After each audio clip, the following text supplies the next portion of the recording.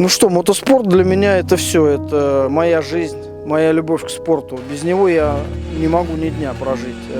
Всегда. Был какой-то перерыв, но я вернулся в спорт и постоянно рядом с ним. Я горжусь этим спортом, это здорово. Это сейчас 57 лет вот будет скоро, но я без мотоцикла, мне тяжело, конечно. Рядом с ним всегда другие ощущения. Это радость жизни, это целеустремление, сила воли, сила духа. И мужиком себя чувствуешь, что в мотоспорте, когда ты едешь на мотоцикле. Я Глухов Алексей Сергеевич. Родился 26 декабря 1964 года. Мастер спорта международного класса СССР. Занимался 5 видами мотоспорта. Мотокросс, многодневные гонки, ледовый спидвей, мотомногоборье и мотогонки по ипподрому. Выигрывал Кубок дружбы социалистических стран как в команде, так и лично. Вот. 3 раза выиграл чемпионат России по эндуро. Был призером чемпионата Советского Союза по эндуро, призером чемпионата Советского Союза по ипподрому. Выиграл в мотомногоборье тоже международные соревнования. И на спидвее здорово ехал, но получилось большую травму, очень сильную, сложную. Одна рука стала короче другой, и со спидвеем тяжело было у меня. Но тоже был призером Советского Союза, выиграл полуфинал Советского Союза командный. Вот. И, в общем-то, ехал на высоком уровне, и неплохо, говорят. Поэтому так.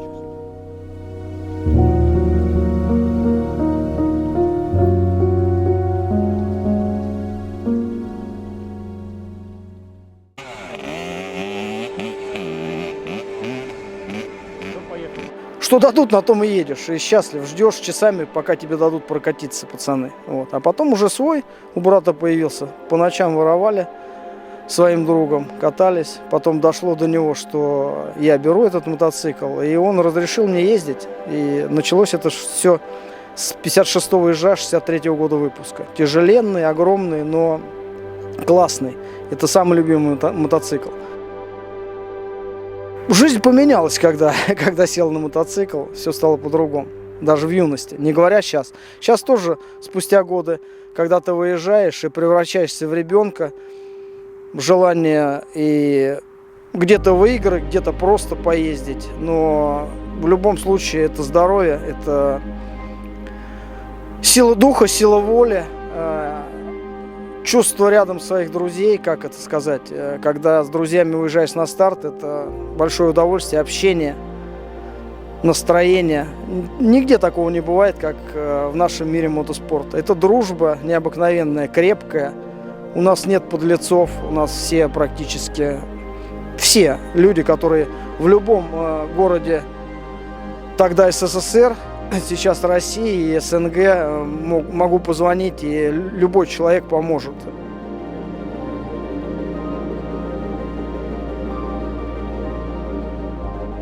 Такой мир настоящих мужчин, я скажу. Из юношей дети превращаются в парней, которые дружат, которые видят все трудности, которые мы преодолеваем. Это здорово. Здорово с этим видом спорта находиться теперь уже рядом.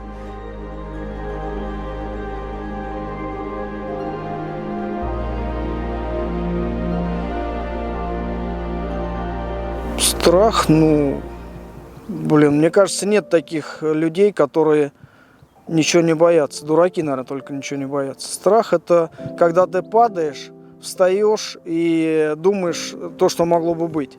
Вот это страх. Ты встал, значит, все в порядке, и уже страха нет. Мне всегда было страшно, когда был маленький. Я думал, что у меня не будет моих родителей, мне было страшно. Вот этого я боялся больше всего. А так, страх потерять близких – это ужасно. Я говорю, бывает страшно, когда, как говорят, пронесло, а потом начинаешь анализировать все, что могло бы быть. Да, бывает страшно, но стараешься забыть это.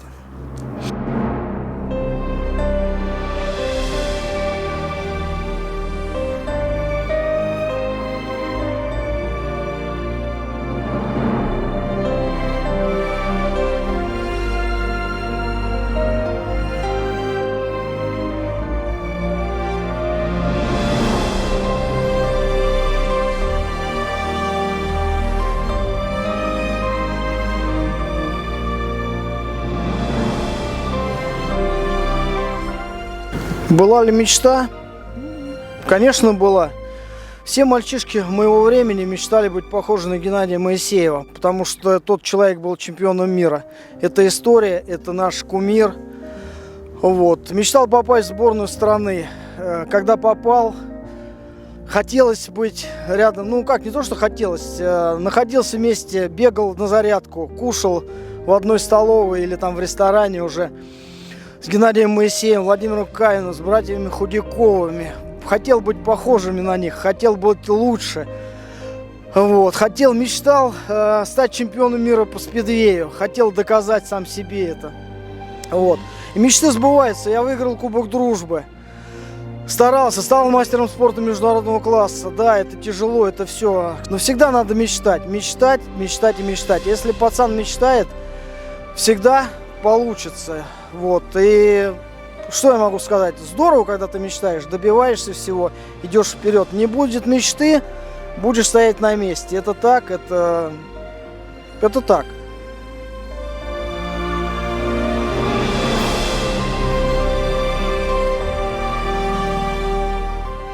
Мечтайте, пацаны. Без мечты не получается мотокроссмены. Без мотоциклов не бывает счастья. И вообще без мечты не получается ничего. Мечтайте, мечтайте, и все у вас получится. Была ли зависть коллег? Да, была. Перед последним этапом Кубка Дружбы мне кинул шестеренку в мотор один человек. Вот. Это тоже, думаю, что зависть и что-то произошло. А насчет обид, было очень обидно, когда выиграл Кубок Дружбы, не вызвали ни на один сбор, не дали попробовать проехать на КТМе. И тем самым просто, когда ты не в сборной, ты не можешь вырасти. Когда ты в сборной, ты растешь со сборной, ты ездишь на сборы, тренируешься и все. Один бы я не вырос.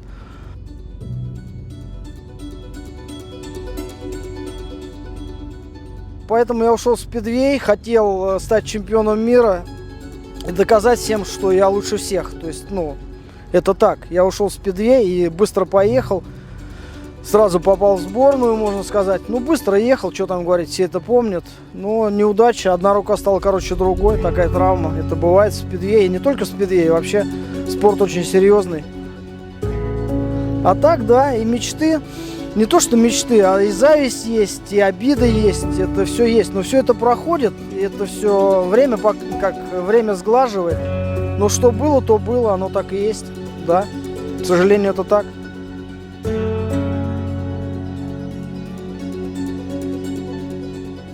Олимпийку выдали, когда попал в сборную России перед выездом на Союз, по-моему, вот прожженная электросваркой. До сих пор служит и до сих пор не езжу. Только помятая чуть-чуть, а так нормально. Вот. Где-то там видно шрамы, которые были на спине. Во Владимире кто-то там колесо мое даже, по-моему, закушенным газом мне черканул. В принципе, готов, могу проехать на любимом мотоцикле ЧЗ. Других не было, на том и ездили. Сейчас, конечно, можно выбрать. Можно купить что-то. Раньше нельзя было выбирать, что было, на том и ездили. Красота. Нужно гонять, пользоваться случаем, быть счастливым мотогонщиком. Вот, что тогда маленький был счастливый, сейчас то же самое. Да, в моей секции, которую меня записали, было несколько мотоциклов. ЧЗ, 2 ежа, ковровец. И также нам дали ковровец на 8. Значит, целую неделю мы делали этот ковровец. В субботу или воскресенье нам давали прокатиться 200 метров в одну сторону, 200 метров в другую. На первом мальчике мотоцикл доезжал туда и обратно, на втором он начинал чихать, а на мне он кончался, этот мотоцикл. И 5 остальных просто брали и толкали, так вот бегали и толкали, 8 человек, поэтому вот так все начиналось, так оно было. И тот, кто получал хотя бы минский мотоцикл, было счастье, но он был свой, или мопед, это было здорово. Полгода я так ходил, ничего у меня не было, толкал, бегал, прыгал, но всегда смотрел, что делать старшие. Вот, было интересно смотреть, особенно тренировки, как мои друзья уже потом гоняли на ЧЗ-тах, радовались этому. А у меня ничего не было, был ковровец, который я толкал.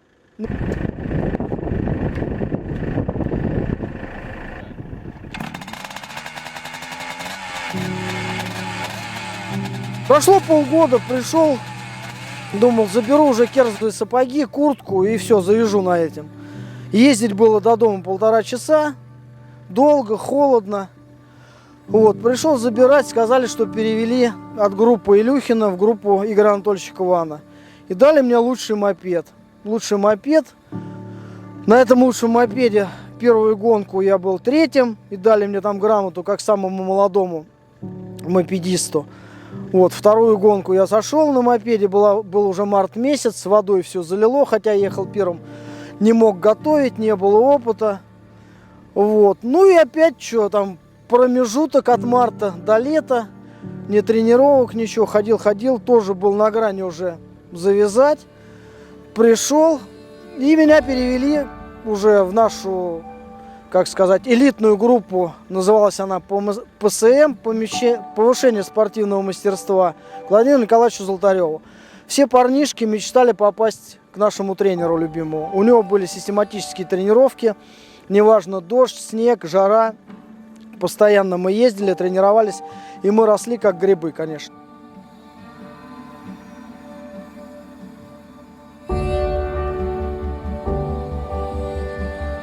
Тренировки были, ехал быстрее всех, но на чемпионат Советского Союза первый меня не взяли. На собрании сказали: Лешка, ты еще маленький, поедешь на следующий год.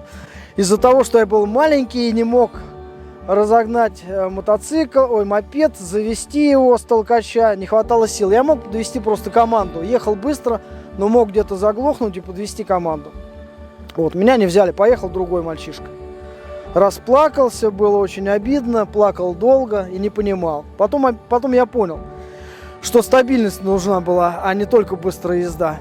Вот. Через год я ехал вторым, но меня сняли, так как передо мной мальчишка срезал, я поторопился, тоже срезал, нас сняли.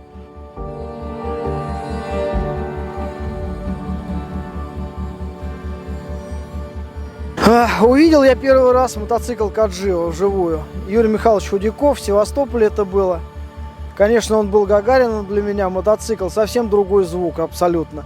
Резина, форма, вся эта яркость, шлейф из-под колеса, техника езды на этом мотоцикле Худякова. Это было до сих пор перед глазами. Вот. Ну, мы ездили как могли, мы тоже здорово ехали, смотрели друг на друга.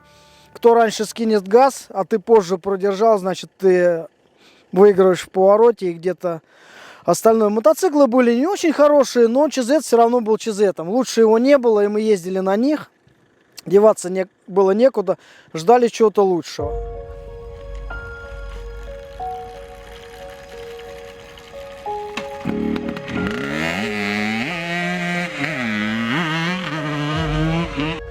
Вот, каждый хотел подготовить как можно лучше. Кто имел вот такую ручку, она называлась Магура, ручка газа, это было счастье, практически не было. В Серпухове делали ручки газа, серпуховские хорошие. В Коврове ручки газа, ЧЗ приходилось длинной ручкой газа. Вот. Ну, каждый хотел сделать ловушку себе, ловушку цепи, другую, потому что это могла не удержать цепь. Где-то подмялась, где-то согнулась.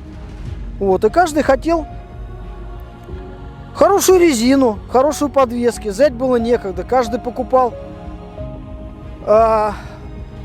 пружины, заказывали, вили сами на заводах, на военных пружины, чтобы пожестче было, чтобы не пробивало.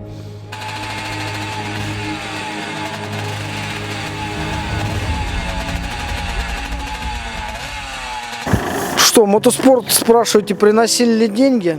Ну как, приносил деньги, да. Когда был прапорщиком, уже получал нормальную зарплату, 180 рублей. Это были хорошие деньги. 80 рублей отдавал маме, 100 рублей оставлял себе. Вот. Но были такие времена, когда и кушать нечего в холодильнике было, потому что просто не было еды. Если был кусок хлеба и масла в холодильнике, утром кушаешь, пьешь чай, едешь в ДОСАВ, готовишь технику и можешь пообедать в столовой, если там что-то есть. Вот. Ну, всегда были проблемы. Благо, что были знакомые люди, которые всегда помогали. И просто могу рассказать, что 88 год, когда все было по талонам, мой товарищ старший, он был директором тарной базы.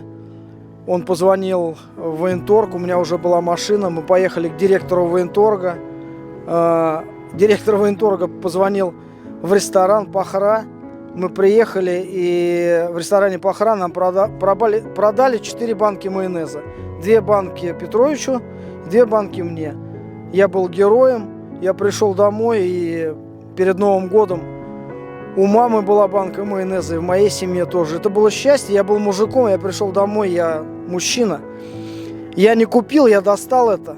Это здорово, что мы были в те времена, мы понимаем, как все было дорого. Не только честь и совесть, но вообще просто благодаря мотоспорту, можно сказать, все это было у меня на столе, скажем так. Из-за уважения ко мне, к моему характеру, люди помогали. Что и я тоже сейчас стараюсь сделать тем детям, которые, просто тем людям, которые хотят ездить на мотоцикле. Тоже стараюсь помочь, научить, рассказать. В наши времена всегда к спортсменам относились уважительно. И в школе уважали, в конце уже. Сначала-то думали, что я убегаю просто там с продленки, ничего не делаю. В конце школы уже узнали, что я серьезно занимаюсь мотоспортом, и стали уважать. При поступлении в институт, конечно же, легче все это было, если ты спортсмен. Просто на дороге гаишники уважали спортсменов. Всегда было проще. Ну и те спортсмены, которые выигрывали чемпионат Советского Союза, давалось разрешение на покупку автомобиля, получали квартиры. Уважение было, конечно, огромное к спортсменам. Вот. И люди все-таки ездили за границу, могли что-то себе позволить, какие-то вещи. Вещи тоже много значили. Молодые парни хотели это иметь. Вот. По-другому, конечно, девочки смотрели на все это. Ну и, конечно, когда ты молодой парень, а если ты еще и на машине, и хорошо одет, это все влияло на окружающую среду, тем не менее на женский пол и уважение соседей. Вот. Поэтому так, все это было, это здорово. Есть что рассказать. Когда в 20 лет тоже получил открытку на машину, 4000 рублей накопил, наспекулировал, привозя шмотки из-за границы. Теща с тестем дали 2000, будущее тесте с тещей. Вот. Папа с мамой 1000. И тренер дал, Семен Семенович, тоже 1000. Вот так я купил 8. Купил 8, я был Гагарином. В 20 лет у меня было 21.08. Это было круто. Через полгода я его продал, также наспекулировал. Раздал долги и купил себе копейку. Молодой парень уже был на копейке. Не на копейке, а на машине в то время. Купил наварку себе резину и был полноценным, как сказать, человеком на дороге, на автомобиле.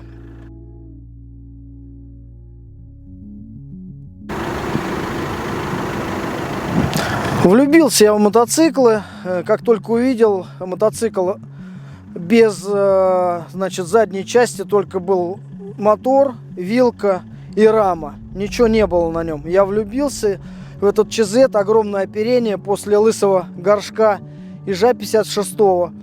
Вот. Ездил я из дома до САФа 1,5 часа.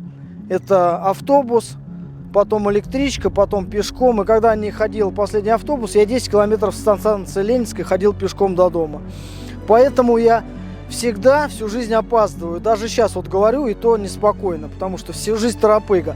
Даже на отдыхе не могу отдыхать, всегда кажется, что опаздываешь. Но хотелось быть впереди, хотелось быть первым. А если ты не торопишься, то первым ты никогда не будешь. Я думаю так. Быть спокойным нужно в определенные моменты своей жизни. А так всегда только вперед. И мой девиз по жизни, сейчас ребята, наверное, многие уже слышали, это шайбу, полный газ.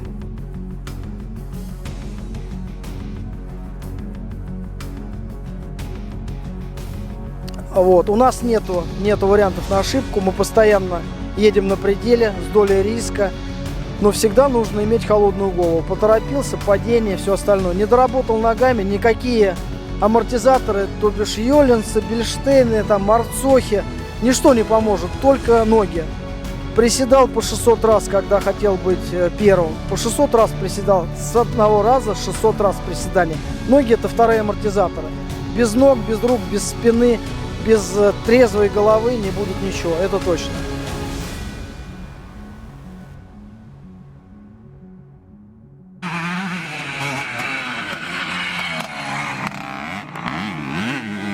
Как, что, чего, как ты прошел поворот, как ты прошел волны, цепляешься за каждую травинку, за каждый старт. Именно со старта у меня все началось, потому что маленький пацан, тренировки были по 20, по 30 человек, и пацану было 14, и когда начал выигрывать старты уже у мастеров спорта зимой, пусть один поворот первым, пусть два первым, потом полкруга, и так вот со старта все это началось. То есть и старшие стали уважать, и сам стал понимать, что могу быть впереди. Круг проехал первым, потом два, и потом вот так пошло. Сложно было, тяжело. Началось все с зимы. Падений очень много. При моем росте очень тяжело было все это делать. Но чувство, Бог дал координацию, хорошую реакцию. Вот. И до сих пор все это стараюсь поддерживать, также бегать, приседать, прыгать, плавать, кататься на лыжах, также на мотоцикле, когда есть время, с удовольствием это делаю. Играть в хоккей, естественно, бильярд, теннис, домино. Так оно и есть все, что.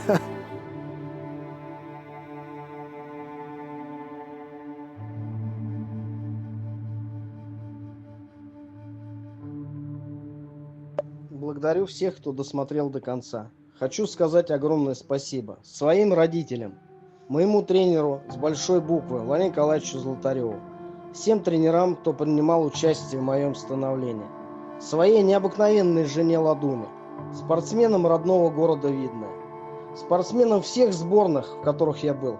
Благодаря конкуренции между нами, нашей дружбе и общению я вырос как спортсмен. Будьте здоровы, друзья! Для начинающих занимайтесь мотоспортом. Это спорт настоящих мужчин. Мастер спорта международного класса Алексей Глухов, спортсмен с 1978 года и по настоящее время